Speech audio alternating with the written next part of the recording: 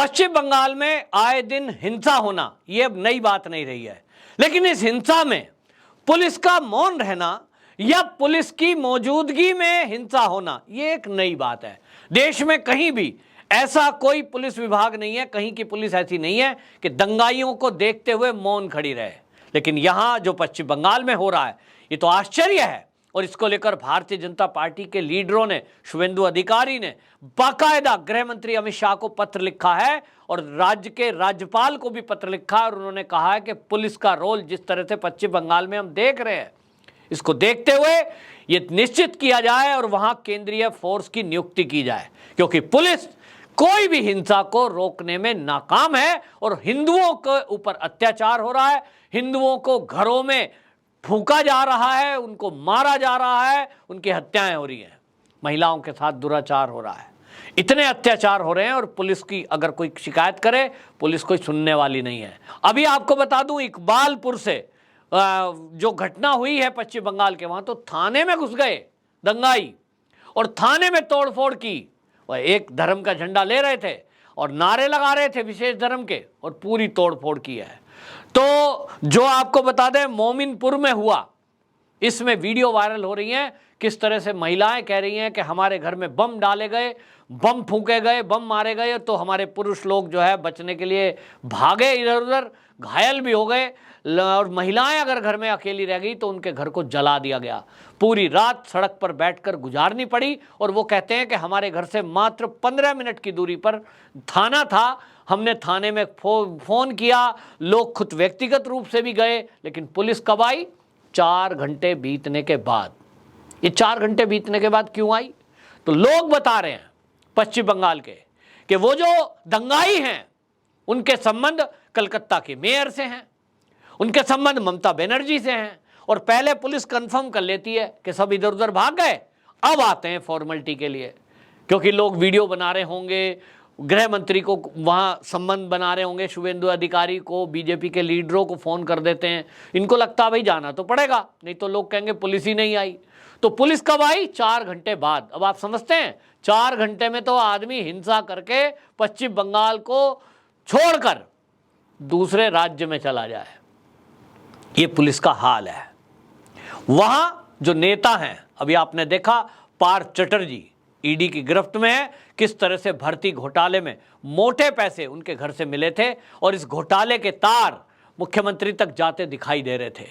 अभी हाल ही में एक विधायक और माणिक भट्टाचार्य, ये विधायक इसी भर्ती घोटाले में पकड़े गए हैं, क्योंकि भर्ती घोटाले में जिन लोगों के रेफरेंस से भर्तियां हुई, पैसे लेकर के ऐसे लोगों को भर्ती कर दिया गया जिन्होंने रिटन टेस्ट दिया ही नहीं, जो उसके लिए एलिजिबल थे ही नहीं, पैसे दिए भर्ती हो गए, चाहे वो ग्रुप डी था, ग्रुप सी था या टीचर थे। और इसलिए लोगों ने ये कंप्लेंट की। अब जब जांच चली, सीबीआई ने जो तथ्य जुटाए, उसके बाद ईडी इन्वॉल्व हुई और ईडी के पास जो अब ये तथ्य हैं, पूरी जानकारी है, अब वो जुटाने की कोशिश कर रही है किन किन लोगों की हिस्सेदारी थी। तो जो सूची मिली है उसमें कोड वर्ड में नाम लिखे हैं, लेकिन फिर भी कुछ नेता टीएमसी के पकड़े गए हैं, कुछ अधिकारियों की गिरफ्तारी हुई है। लेकिन अब ये दूसरा विधायक भर्ती घोटाले में जो पकड़ा गया है, माणिक भट्टाचार्य, इससे वाकई में एक सवाल उठ रहा है, आखिरकार इस सरकार में चल क्या रहा है? आम जनता के हित के लिए बनी हुई सरकार आम जनता का शोषण कर रही है। आप जिसका हक है उसको मारकर केवल पैसे ले लेंगे। आपकी दीवारों में पैसे रखे हुए हैं, आपके घरों में बिस्तरों में छपे हुए हैं, करोड़ों रुपया इकट्ठा कर लिया। अभी आप देखें ममता बनर्जी का भतीजा, वो कोयला घोटाले में दोषी पाया जा रहा है, उनके ऊपर केस दर्ज है, जांच चल रही है। सवाल यह है कि इस सरकार में कितने भ्रष्टाचारी लोग हैं।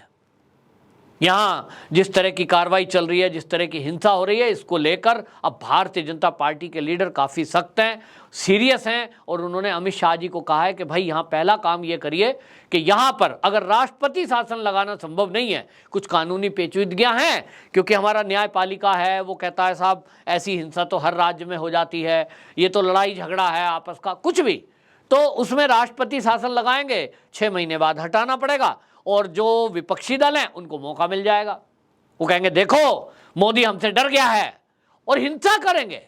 तो लोगों की रक्षा करना पहली प्राथमिकता केंद्र सरकार की है। और इसलिए उनका कहना है कि भाई राष्ट्रपति शासन लगा तो दें, बहुत आसान है घोषणा करनी, राष्ट्रपति शासन लगा दिया साहब, लेकिन पुलिस तो वही रहेगी, जनता वही रहेगी, दंगे फसाद होंगे, लोगों के घरों में डंडे तक नहीं है, उनकी रक्षा कैसे होगी। और इसलिए अब शुभेंदु अधिकारी जो कि विपक्ष के नेता हैं, यानी बीजेपी के नेता हैं, उन्होंने गृह मंत्री जी अमित शाह से रिक्वेस्ट की है रिटन में। उन्होंने कहा कि इसका एक हल है, क्योंकि पुलिस यहाँ कोई काम नहीं कर रही, तो यहाँ केंद्रीय बलों की नियुक्ति की जाए। लेकिन आपको एक और बात बता दूं, ये कानूनी पेचीदगी यहाँ भी फंसेगी। मान लीजिए सीआरपीएफ की वहाँ सारी जगह लगा दी गई, कश्मीर में भी लगाई हुई है, तो वो लोकल थाने की तरह काम नहीं करते हैं। वो कहीं जाके हिंसा में रोकथाम तो कर सकते हैं, लेकिन उनको एफआईआर करके गिरफ्तारी करना, इस तरह का उनके पास पावर नहीं होती। वो काम वो पुलिस के ही थ्रू कराएंगे। और पुलिस यदि तय कर बैठी है कि टीएमसी के कार्यकर्ताओं की गिरफ्तारी नहीं करनी, उनको ऊपर से आदेश है, अगर, तब फिर क्या होगा?